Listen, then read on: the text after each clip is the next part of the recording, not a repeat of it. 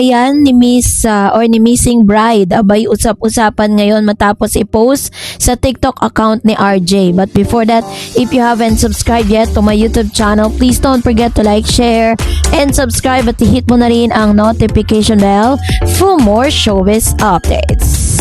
So this time, eto na matapos ang ilang linggo no, na ating pong talaga namang tinalakay ang ilan sa mga bahagi ng buhay ni Missing Bride na talagang naging trending at pinag-usapan sa buong Pilipinas. Hindi talaga tinantanan ng mga Pinoy.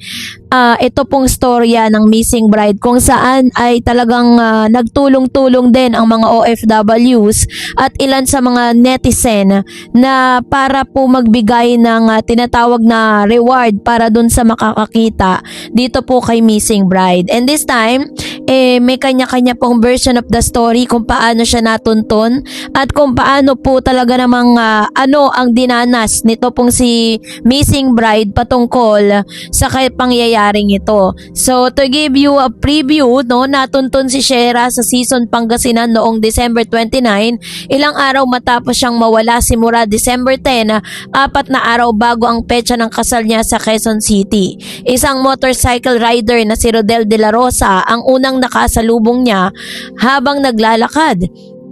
Hindi daw niya agad napansin si Shera dahil abala siya sa kanyang cellphone. Umiiyak at nagmamakaawa si Shera na humingin ng tulong kahit nahihiya dahil sa pagkagupit at pagod na itsura or pagkagipit, no? Sabi ng rider, klarong gusto niyang makauwi sa pamilya niya.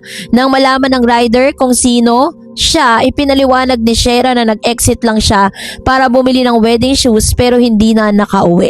Inalok siya ng rider na dalhin sa police station o sa bahay ng biyenan para makapagpahinga at kumain. Inalok siya ng rider, no?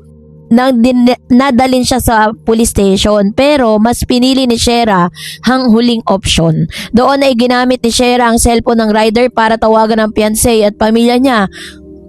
Umiiyak at nag-usap-usap sila muli, no? Doon po nagkaroon ng nag-reunite po sila, no? Doon po sa pagkakataong ito dahil nakita natin dito yung pagsusumamo ni Miss Shera de Juan na makauwi na po siya. Pero sa mga latest updates po kay Missing Bride, kung saan nag-post si Mr. RJ sa kanya pong TikTok account kung gaano po kasaya at ito po ay malayong malayo doon po sa mga araw kung saan natagpuan si Miss Shera na mukhang depressed, mukhang stress at talaga namang super payat at halos nagkasakit na dahil po sa hindi pagkain ito at puro pag-inom lamang ng tubig ang ginagawa niya.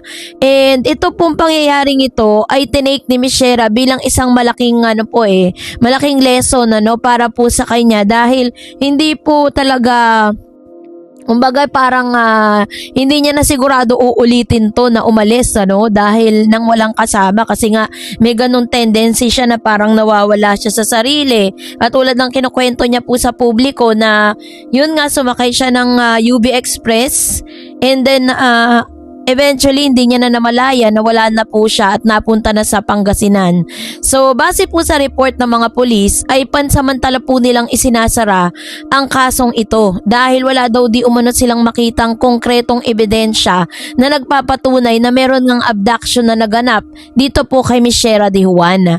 According po sa mga kapulisan, pero isara man nila pansamantala pero once na nakahanap at talaga namang napatunayan or meron na pong ebidensyang maipakita ay muling bubuksan ng kaso para maimbestigahan. Pero sa ngayon, kitang-kita po sa mga videos na ipinost ni Mr. RJ na bumalik na po ang sigla ni Miss Shera de Juan matapos siya makabalik sa kanyang tahanan.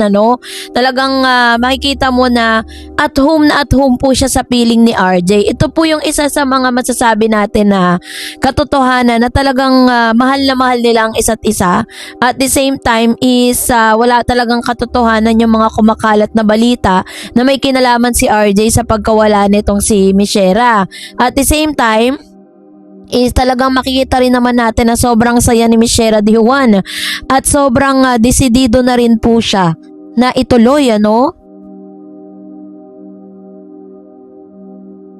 na ituloy ito pong nasabing kasal po nila. Pero dahil po sa napakagagandang imahe na ipinapakita ngayon ni Miss Shera De Juan, ang dami po mga bashers na na nagko-comment dito po sa mga videos na ito na parang wala daw traumatic experience na naranasan si Shera sa mga ipinapakita niya ngayon. Maaring nagre-recover po si Shera at hindi naman po pwedeng mananatili na lang si Shera dun sa trauma na tinanggap niya.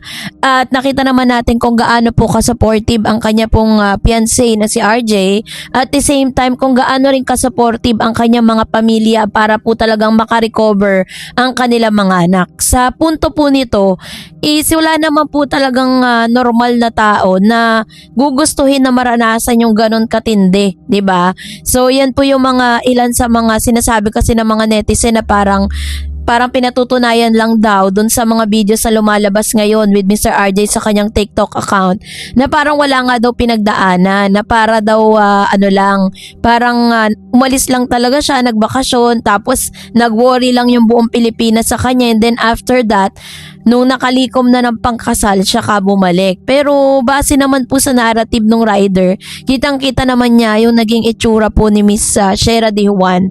At nakita din talaga niya na grabe po yung dinanas din ni Miss Shera. Kaya naman sa ngayon ay masaya tayong lahat kasi balik sigla.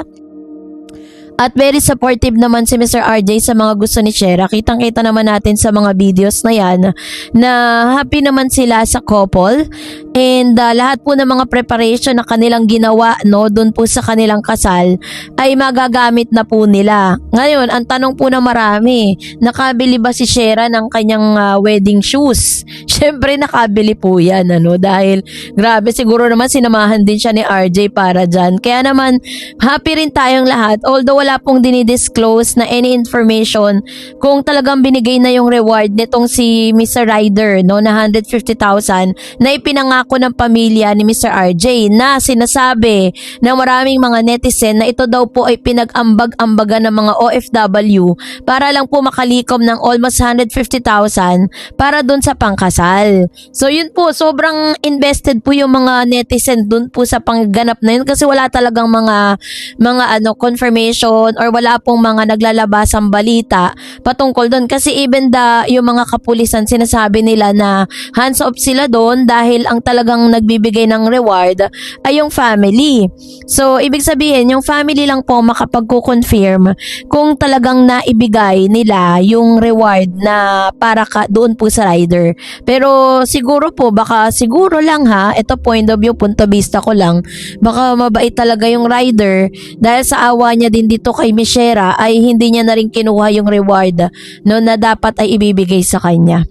So, kayo po, anong inyong saloobin patungkol dito? Mag-comment kayo sa comment section. That's it for today. For more videos and updates, please don't forget to like and subscribe. And please don't forget to follow my Facebook page, Dareds TV and Dareds channel. God bless everyone.